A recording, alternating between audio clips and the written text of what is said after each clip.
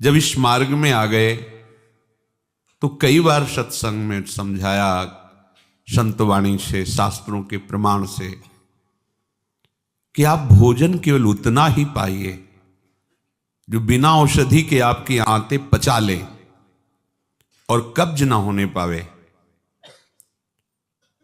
यदि आप रसेंद्री के स्वाद के वशीभूत होकर के प्रसाद खूब ग्रहण कर लिए, वातों की सामर्थ्य नहीं है, क्योंकि आप क्रियारत नहीं हैं।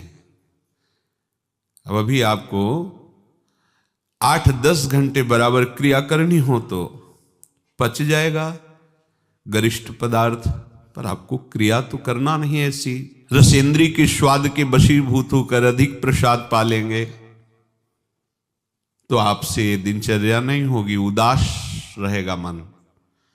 कब्ज होने पर भजन में रुचि नहीं रहती, कब्ज होने पर प्रमाद स्थिति रहती है। इसलिए साधक किसी औषधि से कब्ज निवारण का उपाय नहीं है, ये बहुत सावधानी की जरूरत है। ये बिल्कुल सहज सरल बात आपको बता रहे हैं। यदि कब्ज रहित होना है तो प्रातः काल उठ करके सबसे पहले भगवद स्मरण, गुरुदेव को प्रणाम, वृंदावन को प्रणाम, संतों का स्मरण, फिर पानी को गर्म कीजिए। आधा लीटर, पौन लीटर, 1 लीटर, 1.25 लीटर, जितनी तुम्हारी पीने की सामर्थ्य है। रुचि नहीं कह रहे, पी सकते हो। ऐसा गर्म नहीं, चाय जैसा, हल्का गर्म करके और वज्रासन में बैठ करके आराम आराम से पीजिए। 15 मिनट वज्रासन में बैठकर धीरे धीरे पीजिए। थोड़ा टहलिए उस पानी पीने के बाद, फिर सो जाइए। आप अगर 1-2 दिन की बात हो तो आप कि चलो हमें वहां लघुशंका जाना पड़ेगा, पानी नहीं पीते हैं, तो आप बीमार हो जाएंगे। आंतों को जरूरत है मल रहित होने की, नहीं वो इतनी हीट पैदा करेंगे कि आपके गुदाद्वार में रोग हो जाएगा, आपको गैस बनने लगेगी, एसिडिटी, आपको कई परेशानियां आ जाएंगी। फिर आप भजन क्या करेंगे, सत्संग क्या सुनेंगे। साधु की, उपासक की, साधक की एक दिनचर्या होती है। ऐसा नहीं होता कि मनमानी आचरण। आपकी दिनचर्या सही नहीं तो आपका भजन कहां से सही होगा। आपका जब पेट साफ रहेगा तो आप आराम से प्रसन्न मुद्रा में भजन कर सकते हैं।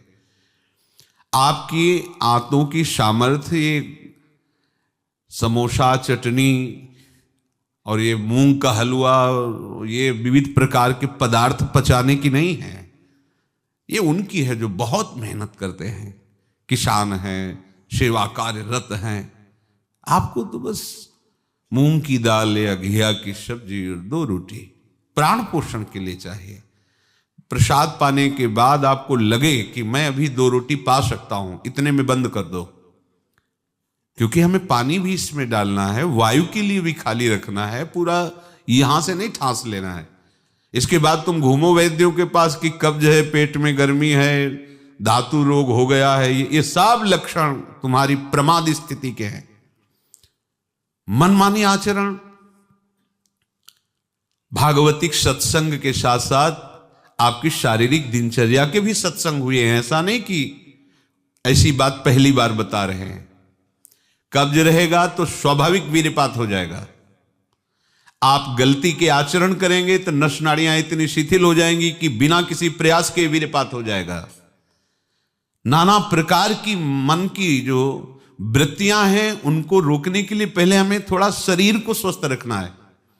स्वस्थ रखने का मतलब चर्बी बढ़ाना नहीं है। हल्का भोजन, साधक हो आप, प्रभु के भोग में सब कुछ बन रहा है, वो पा रहे हैं, उनकी महिमा है। हम इतना ले लेते हैं, प्रसाद भी हो गया, अपना जीवन यापन करते हुए भजन कर रहे हैं। कम भोजन, बिल्कुल कम नहीं, पर कम भोजन ये हमारी आध्यात्मिक शक्ति को बढ़ाता है। अधिक भोजन सात्विक हो तो भी तमोगुण बन जाता है। दूध सात्विक है, आप थोड़ा लेंगे सतोगुण प्रकट करेगा, और आप अधिक मात्रा में ले लेंगे, वही सतोगुण बढ़ाने वाला तमोगुण बढ़ा देगा, प्रमाद स्थिति ला देगा। पेट साफ नहीं हुआ और डालते चले जा रहे हो तो क्या होगा? हाथों में वो जलन, ताप ऐसा पैदा होगा कि प्लास्टिक की तरह कड़ा हो जाएगा मल, और वही आपके फिर गुदाद्वार रोग और भी कई तरह के रोग। आप समझते नहीं। अरे भजन करने के लिए हमें जो अध्यात्म में चलना है, हमारी ये शरीर रूपी गाड़ी स्वस्थ होनी चाहिए। प्रारब्ध वशात अचानक कोई भयानक रोग आता है, वो हमें प्रभु सामर्थ्य देते हैं, नाम भगवान सामर्थ्य देते हैं, हम जिनका जप कर रहे हैं। लेकिन हम प्रमाद स्थिति में, तुम इनको पदार्थों को अच्छा समझते हो क्या? प्राण पोषण के लिए केवल जरूरत है, और ऐसा मत समझे कि अच्छे पदार्थ खा रहे। काहे को तुम मन की चक्कर में फंस रहे हो? संयम से चलो। पेट नहीं साफ हुआ, भोजन नहीं पाना मत। खीरा ले लिया, मूली ले ली, काम चला ले। एक बार दोपहर में पा ले 2 खीरा 2 मूली, बस शांत। प्राण पोषण के लिए हो गया, अपने आप साफ हो जाएगा। सुबह जब पानी पियोगे एकदम साफ हो जाएगा। नहीं, भजन कहाँ है? कहाँ है वो वृत्ति जिससे हमें श्यामा श्याम के सुख वाला बनना है? बस यही दुख में घूमते रहो। फिर शाम के बना, दोपहर के बना, सुबह बना, फिर भी तृप्ति नहीं होगी। मान लो मेरी बात, ये माया की चाल है। साधु अपने शरीर पर शासन करता है, इंद्रियों पर शासन करता है। शरीर को जितनी आवश्यकता बस उतना कठोर बनो। इस बात के लिए, अपने लिए कठोर बनो, दूसरे की पवाने के लिए नहीं। दूसरा तो भगवत स्वरूप मान। अपने लिए, हर साधक अपने लिए शासन रखे। पहले से देख लो, एक दिन पा के देख लो, मेरा 4 रोटी से काम चल जाएगा, बाल भोग की जरूरत नहीं। मत पाओ। जब आपका पेट साफ नहीं तो बाल भोग रुकेगा नहीं, राजभोग रुकेगा नहीं, क्योंकि बर्बाद ना हो जाए ना, वो शयन भोग रुकेगा नहीं। और वो फूलता चला जा रहा है, क्रम से मल की परत पे परत जमती चली जा रही। आप इनको समझिए। अभी आप परमार्थ के मार्ग में चले हो, आपको बहुत जरूरी शरीर को हल्का और स्वस्थ रखना, नहीं आपसे भजन नहीं हो पाएगा। ये एक दिन का विषय नहीं कि आप सत्संग में आके बैठ गए हो गया। आपको नित्य सत्संग करना है, आपको नित्य वाणी पाठ करना है, आपको नित्य भजन करना है। आपकी दिनचर्या, आपका खान पान बिल्कुल संयमित होना चाहिए। देखो, यदि आप गंदी बातें करोगे, गंदी हरकतें करोगे, तो विश्व में कोई ऐसा वैद्य नहीं कि आपको ब्रह्मचारी दवा से बना दे। मान लीजिए, हमारी प्रार्थना मान लीजिए, यदि आपने अंगों को छेड़ा नहीं है तो लिख लो, आपका ब्रह्मचर्य क्षीण नहीं हो सकता। मानसिक चिंतन गंदा, प्रक्रियाएं आपकी गंदी, खान पान आपका ठीक नहीं, तो एक रोक के आप देखते जाना, आपको भजन में रुचि क्या, शरीर को नहीं संभाल पाओगे। मान जाओ मेरी बात। 24 घंटे में प्राण पोषण के लिए 2-4 रोटी काफी है। अरे संतों ने तो कई कई दिन भोजन नहीं मिला है, भजन एक तार चला है। आप भजन के लिए आए हो, भोजन बट वो क्या भाई, भोजन के लिए थोड़ी आप आए हो, भजन के लिए। सृष्टि में किसी भी पदार्थ की कमी नहीं, माया रचित है, वो ऐसे बढ़ते चले जाएंगे। अपने को एक सीमा रखनी खान पान की। एक नए साधक को देखा कि भोजन पाने के समय एक रस्सी में गांठ बांधे हुए थे, इधर और इधर, और जब उसी गांठ से गांठ ऐसे फिट करके बांध लिया भोजन पाने के पहले। बस जहां पाए तो रस्सी टाइट, जहां रस्सी टाइट हुई तो बस छोड़ दिया, भोजन में ही छोड़ दिया ऐसे। फिर कोई कितना भी प्रयास करो नहीं पाते थे। ये बाहर है, आंतरिक जितेंद्रियता की बात नहीं, इसकी जरूरत नहीं रस्सी की पेट में बांधने की, पर अच्छा लगा। प्रारंभिक स्थिति में ठीक है कि हाँ जहां टाइट होगा तुम खोल, मतलब बंद कर देंगे, तो उसे पहले ही देख लो कि हमें इतना पाना। ये जहर है और ये जीवन है, दोनों बात समझो। अधिक पौष्टिक पदार्थ आपको ब्रह्मचर्य नहीं रहने देगा। अधिक पौष्टिक पदार्थ आपकी आंतें खराब हो जाएंगी, पच नहीं पाएगा, क्योंकि आपसे सेवा नहीं होती। अगर 8-10 घंटे पसीना वाली सेवा हो कि फावड़ा चल रहा है, आप हल जोत रहे हैं, बड़ी मेहनत कर रहे हैं, दौड़ भाग हो रही, चलता रहेगा, आप पाइए पच जाएगा। अब आपको सेवाएं हैं नहीं, आप मनमानी रसेंद्री की तृप्ति के लिए, ये शरीर तो पांच भौतिक ही है ना। उचित आहार कितनी बार समझाएं। जैसे भोजन आवश्यक है वैसे ही जल आवश्यक है, उतना वायु। ये पेट बना हुआ एक थैली है, तुम नहीं हो पेट, तुम नहीं हो रसेंद्री, तुम नहीं हो भोक्ता। काहे को मूर्खतावश ये जो शरीर रूपी गाड़ी मिली इसको नष्ट कर रहे हो और अपनी यात्रा को रोक रहे हो। इसका एक सिद्धांत है, एक हिस्सा अन्न, एक हिस्सा पानी और आधा हिस्सा वायु के लिए रहने दीजिए। ऐसे रखा जाता है, तभी आप देखना ऊर्जा शक्ति आपकी बढ़ेगी, भजन की वृत्ति बनेगी आपकी। अब यहां चारों हिस्सा में अन्न भरा हुआ है और ऊपर से पानी, रुचि नहीं है पीने की, क्योंकि वो अंदर ऐसा जहर बनता चला जा रहा है। जल जब जाता है तो लघुशंका के द्वारा बहुत से ऐसे पदार्थ है जो हमारे शरीर को हानि करने वाले, उनको निकालता है जल। मल की आंतों में जाकर मलाशय में वो मल को गीला करके निकालने की चेष्टा करता है। अब हम भजन को तो देख नहीं रहे हो, भोजन को देख रहे हैं। इस समय ये प्रार्थना मान लीजिए, आपका जीवन स्वस्थ होना चाहिए। अचानक कोई असाध्य रोग आता है तो भगवान सामर्थ्य देते हैं, पर आप खुद अपना नाश कर रहे हैं। अधिक भोजन करने वाला, स्थूल प्राण वाला, चंचल मन वाला कभी भजन में नहीं रुचि हो सकती। सूक्ष्म भोजन वाला, सूक्ष्म प्राण वाला, सूक्ष्म मन वाला भजन करता है। मान लीजिए आप लोग पता नहीं इतने भोजन के पीछे क्यों पड़े हैं। आपके पेट में कब्ज 2 दिन उपवास रहे, नहीं पाना है भाई, नहीं जगह है, पानी अपने आप साफ हो जाएगा।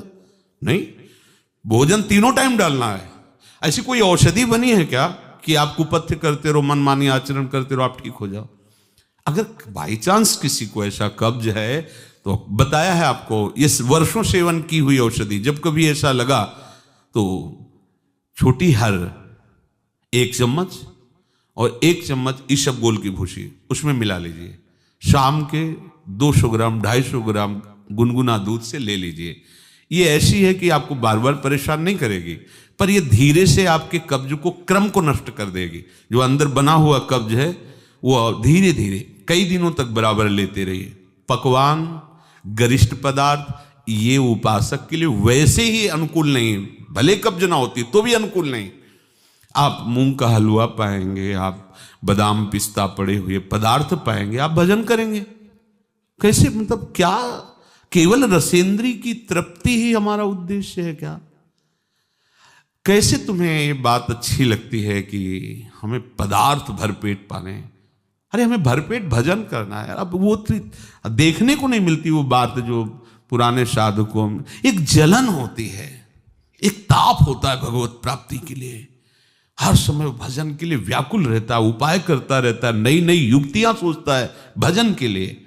और हम नई नई युक्तियां सोचते हैं भोजन के लिए। आज ये कब तक खाते रहोगे? शरीर को कब तक पोषित करते रहोगे? मरेगा, नष्ट होगा। जिस काम के लिए है वो काम बना लो। ये तुम्हारा शरीर नहीं है, तुम शरीर नहीं हो, ये नष्ट होगा, मान लीजिए। आप यदि गलत क्रिया नहीं कर रहे हैं और आपका पेट साफ है तो विश्वास मानो, ये ब्रह्मचर्य वो चीज नहीं कि स्वाभाविक नष्ट होती जाए। जिनको ये है कि होती है, तो यदि 8 दिन में आपने नष्ट किया है और अब आप रोकना चाहते हैं तो वर्षों आप नहीं रोक सकते। वो 8 दिन 10 दिन के अंतर्गत नष्ट होगा, स्वाभाविक नष्ट होगा। अगर आप छेड़ेंगे नहीं तो धीरे धीरे अंतराय बनता चला जाएगा, एक दिन आप ब्रह्मचारी हो जाएंगे। अगर आप कोई ऐसी गलत क्रिया करते हैं, गलत आहार करते हैं, तो ही ऐसा है। नहीं, ये कोई ऐसी नहीं कि स्वाभाविक प्रवाहित होता रहे, ऐसा नहीं। ये आपकी गलती का परिणाम है। आपने बहुत ही गलत कार्य किए, अपने ऊपर गलत किया, इसीलिए आपकी ये दुर्दशा है कि आपकी धातु जाते। ये धातु रोग जानते हो किनको होते हैं? विषयी पुरुष को, पामरों को, जो नीच प्रकृति से नीच क्रियाएं करते हैं। ऐसे ये धातु कोई ऐसी चीज थोड़ी कि स्वाभाविक निकल जाती है, ऐसा नहीं है। एक मनोवाह नाड़ी है अंदर। भीष्म पितामह जी परम ब्रह्मचारी हैं, वो वर्णन करते हैं। अगर उसको ताप नहीं पहुंचा मनोवाह नाड़ी को तो वीरपात हो ही नहीं सकता। ये तभी पात होता है जब उसका ताप की 2 प्रक्रियाएं, पहला चिंतन, दूसरी क्रिया। अगर आपने कामाशक्त होकर चिंतन किया तो कामाग्नि मनोवाह नाड़ी को ताप से युक्त कर देगी। अब वो क्रिया हो ना हो वो आपका नष्ट हो जाएगा। आपने कोई क्रिया की तो नष्ट हो जाएगा, नहीं कोई सवाल ही नहीं उठता। ये नई नई अवस्था के बच्चे धातु रोग से ग्रसित हो रहे हैं, कमर दर्द कर रही है, आंखों में कम दिखने लगा है, ये परेशानियां वो परेशानियां। इसका कारण आप हैं। आप देखिए ना, इस विषय पर कोई चर्चा नहीं करना चाहता, ना सुनना चाहता है। केवल पशुवत आचरण के लिए छूट मिल जाए बस, सावधान रहिए। ये जीवन खिलवाड़ नहीं, चाहे आप गृहस्थ हो चाहे विरक्त हो। ये जो ब्रह्मचर्य है ये आपको अच्छा गृहस्थ बनाएगा, ये ब्रह्मचर्य आपको अच्छा उपासक बनाएगा। अगर आप इसको यूं ही छीण करते रहे, चाहे गृहस्थ हो या विरक्त हो, तो आप किसी काम के नहीं रह जाएंगे। ध्यान रखना, किसी काम के नहीं रहे। कुछ दिनों के बाद आपके शरीर में जगह जगह पीड़ाएं होने लगेंगी, चिंतन आपका सामर्थ्यशाली नहीं रह जाएगा, स्मृति शक्ति आपकी लोप होने लगेगी, और जिसे आज की भाषा में डिप्रेशन कहते हैं उसके शिकार हो जाओगे। देख लेना, आप देख लेना, मान लेना। ब्रह्मचर्य ऐसी सामर्थ्यशाली, एक बार श्लोक बोलो कंठस्थ हो जाएगा। अगर शरीर स्वस्थ है, कोई अन्य औषधियां या अन्य इस तरह के विकारात्मक पदार्थ अंदर नहीं जाते, और ब्रह्मचारी तो एक बार पूरी बात बोल लो, चाहे जब सुन लेना हो, जीवन में सुनाई दे देगी। आपको स्मृति नहीं, प्रभु की स्मृति नहीं, आपको अपनी दिनचर्या की स्मृति नहीं। साधक का दर्शन मात्र सुख प्रदान करता है। कैसा स्वरूप होता जा रहा है, कैसी आपकी भावना बनती जा रही, कैसी आपकी दिनचर्या होती जा रही, कभी लौट कर देखो ना अपने जीवन में। सबसे प्रार्थना है, केवल प्राण पोषण के लिए ही भोजन है, स्वाद के लिए नहीं है। ये इंद्रियों के विषयों में मत फंसो। कुछ दिन तो आप ऐसा करके देखो। अब ऐसा भी नहीं कि हट करके आप शरीर को नष्ट करने वाला चेष्टा शुरू कर दो, वही हम आधी रोटी पाएंगे या ऐसा नहीं, तो कई दिन चलेगा। युक्ताहार विहार से उचित भोजन करो। कई बार कहा है, शरीर को यदि कमजोरी महसूस हो रही तो दूध ले लिया, नहीं महसूस हो रही तो हाथ जोड़ दिया। नहीं, आवश्यकता नहीं, जब होगी तो ले लेंगे, घर ही तो है ना। आवश्यकता है फल ले लीजिए, नहीं आवश्यकता है नहीं डालेंगे शरीर में। फल क्यों डालें, जरूरत नहीं तो हम क्यों डालें। जितनी आवश्यकता उतना भोजन पाया, नहीं तो राधे श्याम और पाइए आप। हमारा एक बार से काम चल जाता, भोजन से नहीं पाना 3 बार बाल भोग राज भोग, सब क्यों आप इस पे परेशान हो रहे। ऐसी ये दिनचर्या आप लोगों की कोई भी हो ठीक नहीं है। आप भगवदाकार वृत्ति नहीं कर पाएंगे। वृत्तियां तो वही, चाहे शरीर में लगा लो चाहे प्रभु में लगा लो। तो यहां प्रभु कह रहे योन्ता सुखोन्तरा रामस, जो केवल अपने आराध्य देव के सुख में सुखी रहता है, आराध्य देव के सुख वाला है। और यहां विषयों के सुख वाला हम बनना चाहते हैं और चलते हैं परमार्थ के मार्ग पर। सावधान रहिए, बाह्य विषय दुख योनया हैं। आप देख लीजिए, भगवान के वचन हैं, इनसे दुख ही प्रकट होगा। उचित आहार, बहुत संयम चाहिए साधु को, बहुत संयम चाहिए। चाहे साधु का मतलब हम केवल भेष से नहीं ले रहे, साधुता के मार्ग से ले रहे हैं, भगवत प्राप्ति के मार्ग से ले रहे हैं। ये आहार विष भी है और अमृत भी है, दोनों बातें जान लीजिए। क्षुधा रूपी व्याधि की केवल चिकित्सा भोजन से करनी है। ये विलासिता बंद करो अपनी जबान की। बनने को सृष्टि में सब कुछ है, सब कुछ के भोक्ता हो क्या तुम? ऐसे श्री जी की रसोई में सब कुछ बन रहा है, तुम सबके भोक्ता हो क्या? प्रसाद में वो देखा जो हमारी आते पचा सकती, थोड़ा डालो, रात दिन भजन में रहो। जो अधिक भोजन करने वाला है वो मानसिक निरंतर नाम जप नहीं कर सकता, पक्का नहीं कर सकता। बातें बनाने से नहीं होती, जब मार्ग में चला जाता है तब पता चलता है। अगर आप अभी सावधान नहीं हुए तो आगे चलकर आपका शरीर और गिरेगा अवस्थागत, और भी रोग आ सकते हैं। फिर आप क्या करेंगे? मन प्रभु में नहीं लगाए तो फिर आप क्या करेंगे? गया ना जीवन। हमें वर्तमान में अपनी साधना का फल देखना है। आगे भगवत प्राप्ति होगी, प्रेम में डूबेंगे, वो प्रभु जाने। हमें वर्तमान में ये फल देखना है कि मेरा हर समय भजन होता है कि नहीं होता। जो उपासक केवल भगवत सुख में मगन रहता है, हमारा सबसे बड़ा साधन का फल है स्मृति। निरंतर हमारा चिंतन, चेष्टाएं, मनन, कथन, श्रवण मेरे प्रभु का ही होता है कि नहीं। प्रमाद स्थिति वाला कर सकता है। पेट बढ़ता चला जा रहा है, चर्बी शरीर की बढ़ रही, उठने झुकने में परेशानी, भजन करोगे? ये ऐसा क्यों हो रहा है? बिना आहार के हो रहा है क्या? अभी चलो आप ठीक से, अभी सूख जाओगे, अपने आप सही हो जाओगे, तुमको कोई दवा खाने की जरूरत नहीं है।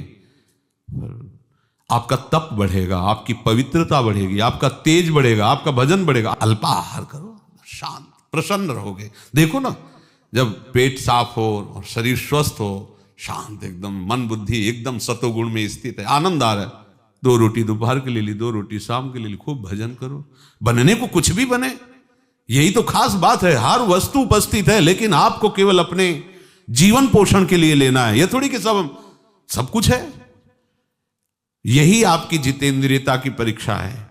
जो अच्छे पदार्थ बने उनकी अच्छी भावना मत रखो, वो तुम्हारे भजन के नाश का कारण बनेंगे। ये हम अनुभव की बात कहते हैं। थोड़ा ले लिया, कभी बाई चांस वाली बात अलग है। थोड़ा गुलाब जामुन बट रहे, 1 रख, मन कह रहा 20, 1 रख दीजिए, बस। पहली बार कह दिया, अब दोबारा हमसे मत पूछना। कोई पदार्थ थोड़ा रख लिया। आप ये बात को समझो, ये प्रवचन में कहने की बातें नहीं, पर इसलिए समझा रहे कि जैसे घर के सदस्यों को, तो ऐसे हम आपको बता रहे, घर के सदस्य जैसे, ये बहुत आवश्यक है। ये भोजन जहर भी है, अमृत भी है, दोनों बातें समझ लो। ये आपका जो समय बर्बाद हो रहा है ना, नींद, प्रमाद स्थिति, निरंतर भगवदाकार वृत्ति न रहना, ये सब इसका मूल कारण आपका आहार है। कई दिन भोजन नहीं मिलता साधुओं को। ऐसा तो नहीं कि ऐसे कहीं डाउन मिले, ऐसा नहीं होता। उनका सिंहवत स्वभाव रहता है, क्योंकि संयम, साधु का अस्त्र संयम है, उपासक का अस्त्र संयम है। मान लो आप लोग संयम के मार्ग पर चल रहे हो, उतना केवल भोजन आज से पाओ। हमारी प्रार्थना मान लो, आज्ञा मान लो, उतना पाओ। सेवा में तुम्हें थकान न महसूस हो, प्रमाद स्थिति न हो, पेट में कब्ज न हो, और मन प्रमाद में स्थित न हो। सूखी रोटी और दाल पाने वाले का मन काम चिंतन नहीं करता, ध्यान रखना। वो हलवा, पूड़ी, कचौड़ी, रसगुल्ला खा के देख लो, अगर काम चिंतन न हो तो हमें बताना। ये प्रवचन पर्सनल है, आपके लिए है, अपने लिए है। इसको धारण करो, तभी आगे बढ़ोगे। आप खान पान अपना ठीक नहीं रखेंगे तो साधना आपकी नहीं बनेगी, आप निराश हो जाएंगे भगवत मार्ग से। और प्रमाद स्थिति जरूर आ जाएगी अच्छे पदार्थ पाने वाले को। आप चैन से सो नहीं सकते, इंद्रियां आपको सोने नहीं देंगी। थोड़ा सा तो आप इस बात को समझिए, आप किस मार्ग के पथिक हैं। आप अच्छे पदार्थ पाएंगे और चैन से सो जाएंगे, ऐसा कैसे हो सकता है? इंद्रियां बहुत बलवान इंद्री ग्रामो विद्वानमपि कर सती। बड़े बड़े ज्ञानियों और विद्वानों को भी भ्रष्ट कर दे वो इंद्रियां, प्रमथन स्वभाव वाली। वो आप रसगुल्ला और हलवा खा करके सोचते हैं कि हम अपनी इंद्रियों पर विजय प्राप्त कर लेंगे। कभी थोड़ा प्रसाद रूप अलग बात है।